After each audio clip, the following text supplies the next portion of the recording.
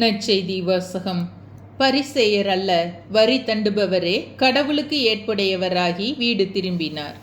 லூக்கா எழுதிய தூய நற்செய்தியிலிருந்து வாசகம். அதிகாரம் 18, இறைவசனங்கள் 9 முதல் 14.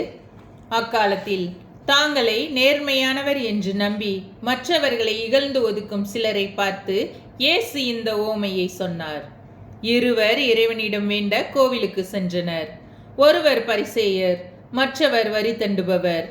பரிசேயர் நின்று கொண்டு தமக்குள்ளே இவ்வாறு இறைவனிடம் வேண்டினார்: கடவுளே, நான் கொள்ளையர், நேர்மையற்றோர், விபச்சாரர் ஆகிய மற்ற மக்களைப் போலவோ இந்த வரி தண்டுபவரைப் போலவோ இல்லாதது பற்றி உமக்கு நன்றி செலுத்துகிறேன். வாரத்தில் 2 முறை நோன்பிருக்கிறேன். என் வருவாயில் எல்லாம் 10 பங்கை கொடுக்கிறேன் என்றார். ஆனால் வரி தண்டுபவர் தொலைவில் நின்று கொண்டு வானத்தை அன்னார்ந்து பார்க்கக்கூட துணியாமல் தம் மார்பில் அடித்து கொண்டு, கடவுளே, பாவியாகிய என் மீது இறங்கியருளும் என்றார்.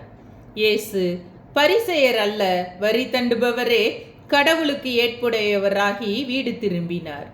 ஏனெனில் தம்மை தாமே உயர்த்துவோர் தாழ்த்த பெறுவர், தம்மை தாமே தாழ்த்துவோர் உயர்த்த பெறுவர் என நான் உங்களுக்கு சொல்கிறேன் என்றார். ஆண்டவரின் அருள்வாக்கு. கிறிஸ்துவே, உமக்கு புகழ்.